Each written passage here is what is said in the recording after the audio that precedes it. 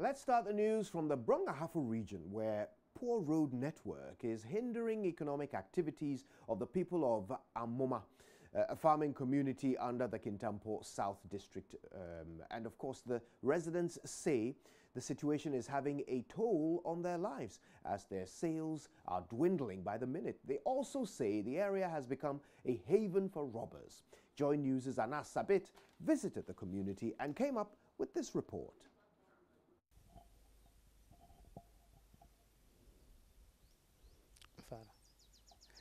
Okay, so this is the Amoma route. I mean, the road linking Amoma Nkwanta to Amoma community. The road is in a deplorable state, obviously, looking at the gully that has been, drafted here as a result of serious erosion. This is the situation here. Drivers have been complaining of what they go through on daily basis in terms of maintaining their cars because of the bad nature of the road. And interestingly, the gully is so deep to the extent that if care is not taken, a day will come, the entire road will be, divided into two portions, which will make it unmotorable. So we are heading towards the community. We'll be willing to speak with some people in the community and then find out from them how this particular road is affecting economic activities within the community. The frame was bogu because of Ramoma. If I acquire Quadi Yani Wodia, see Buzia Tam, Buzia, we track what he is. My old trust to Gusua, but even that I did for Gusua, better quite in front of my enemies, quite a dear Shabbat in some. Fizia Buzia feels so better. Since the era of Buzia, when something was done about this road up till date, nothing has been done about it again. There have been successive governments since then, but none of them ever thought of fixing this road for us. So if this government wants to help us, then she'll do something about it. Even when it's raining heavily, drivers have to park their cars for the rains to cease before we are able to proceed with our journey. Same applies to when you are taking a pregnant woman to the hospital. We are faced with so many challenges on a daily basis.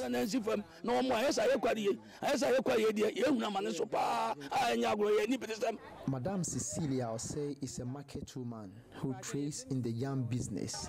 She's worried about the nature of the road and its economic effects on the yam business.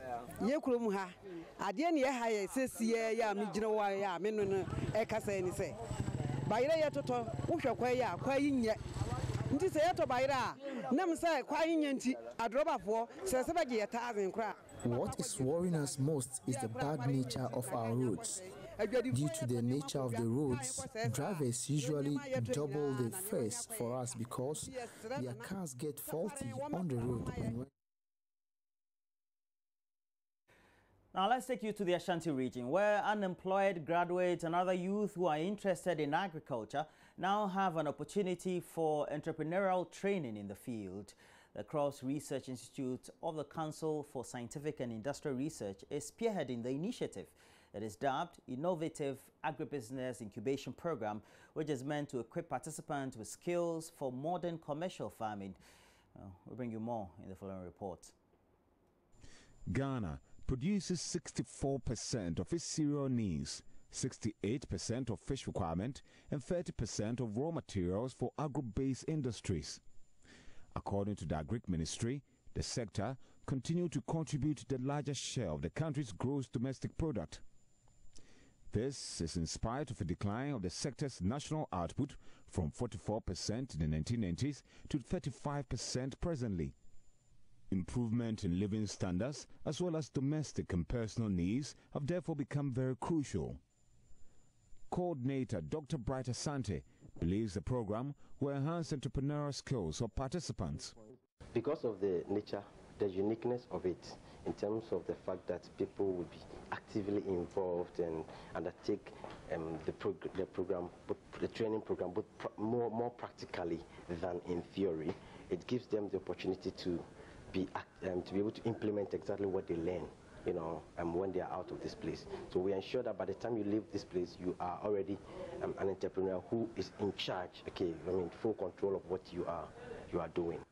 Course components of the program include root and tuber production, processing, and innovative aquaponics-based food systems.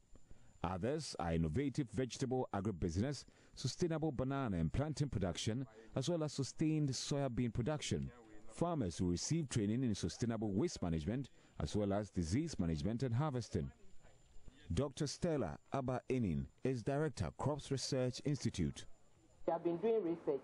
We are happy to share our technology. We have been disseminating to farmers over the years, and we continue to do so. Now we want business people to partner directly with us so that during training programs like this, you'll be able to acquire the technology and also make money. I'm a teacher and I want to come into the rearing of fish aquaponics because there's so much to gain from. And I want to be an entrepreneur. I have other people under me. I have church members who are not employed. So this one will give me a bigger opportunity to also help them have other job opportunities in addition to what they are doing. The Skills Development Fund, SDF, and Agriculture Productivity Technology Center are supporting the program. Reporting for Joy News, Kwesi Deborah. Now to the Upper West region, where Catholic bishop responsible for health, Most Reverend Emmanuel K. Fianu, has warned that government's directive to health institutions to reduce tariffs by 30% will lead to the demise of many health facilities, especially clinics owned by the church. Now, the Ministry of Health justified government's decision, saying that government has reduced taxes in the pharmaceutical companies by the same percentage. Now, he said the Ministry of Health varied percentages of medicines by 8% following concerns raised by suppliers. Most Reverend Emmanuel Fianu gave the warning at the 16th annual conference of the Catholic Health Service in Wa. The 3-day annual National Catholic Health Service Conference is on the theme Current and Emerging Models of Partnership in Healthcare Delivery. Catholic Bishop responsible for health, Most Reverend Emmanuel K. Fianu, in a speech read on his behalf by the Bishop of the Domongo Diocese, Most Reverend Peter Paul Anchure, pointed out that the implementation of the National Health Insurance Scheme continues to be the biggest challenge and threat to church health service delivery. The NHIS has gradually diminished revenue and capital basis of our institutions through the long delays in provider reimbursements, unilateral rejection of otherwise valid claims, non-payment for some services rendered, unilateral auditing, and limiting ability of certain cadres to prescribe under accreditation, among others. Another challenge they are being confronted with is government's policy that directed them to reduce tariffs by 30%, which took effect on July 1, 2018. The Minister of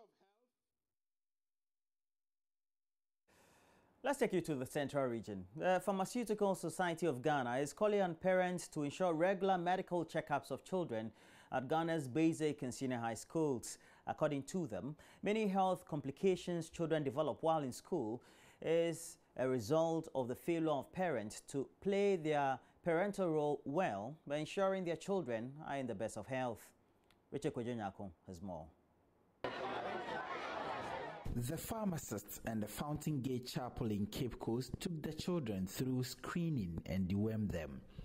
The whole festival has been designed to inspire hope in children and to put smiles on their faces, especially orphans and the destitute who often get little or no attention. The Pharmaceutical Society of Ghana that partnered the whole festival as part of the World Pharmacists Day celebration says it is important that children, wherever they are in Ghana, are dewormed regularly to help them get healthy. Nana Bakatrinto of Nad & Sons Pharmacy and Georgina Ashley of Agent Pharmacy spoke to Joy News.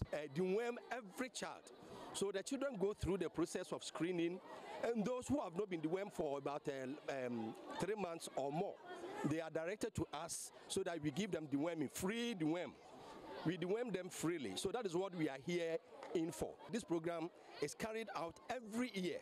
And therefore, as a society, once it coincides with World Pharmacists Day, we want to come every year to come and support this program. And we realize that in this community, they have a lot of challenges. Most of them, from their kids, from the interaction that we have with their kids, most of them have not been dewormed for a very, very long time. Some even don't know that there's a hospital around. And we as pharmacists, indeed as community pharmacists, we are partnering with them to deworm them, to give them some blood tonics, to treat them malaria. I mean, so many things that we are giving to them. Head pastor of the Changed Pastures of the Fountain Gate Chapel, Frank Benjamin Anderson Edu, says the whole festival would be celebrated every year to inspire hope in the children. We want to make sure that, the old adage that goes as prevention is better than cure.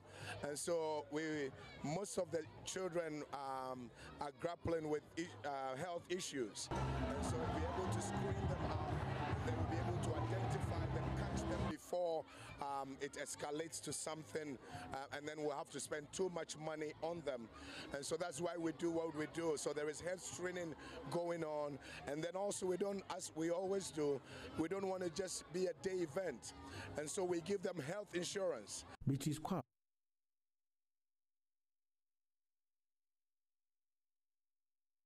Now, back here in Accra, Chief Executive of the John Agyeku Foundation, Professor Bafo Agyeman, has charged parents to adopt innovative ways of feeding their children well. Professor Agyeman believes this is very critical for the development of the children. He was speaking at the launch of Nutritious Ghana Conference here in Accra on Thursday. Now, there is more in this report.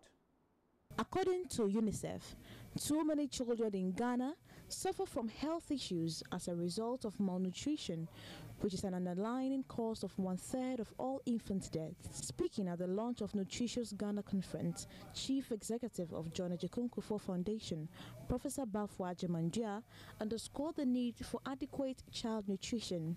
It is at the bottom of our development challenge. We need to make sure our children are well fed with the right nutritious content so they can grow and become effective leaders, right thinkers, and make our development blossom. Technical advice at the Ministry of Planning, Kojo Mensah Brampa, emphasized the need to introduce healthy eating habits in schools to eliminate child malnutrition. Nutritional education is an important element in an overall strategy towards improving food security and the prevention of all forms of malnutrition. Schools, from preschool to secondary school, are ideal settings for promoting long life, healthy eating habits and lifestyles.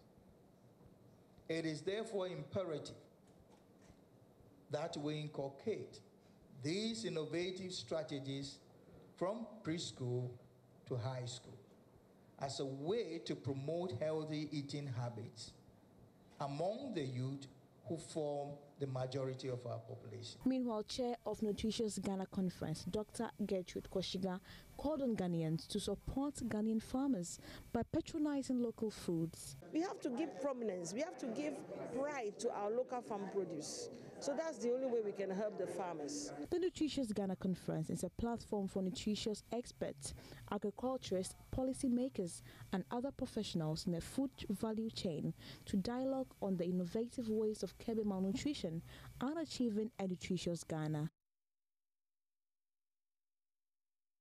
And that's it for the latest news roundup. We have more news, so we'll be looking at the front back pages of the newspapers, and then also look at what stories there are. myjohnline.com, definitely. We have to go there.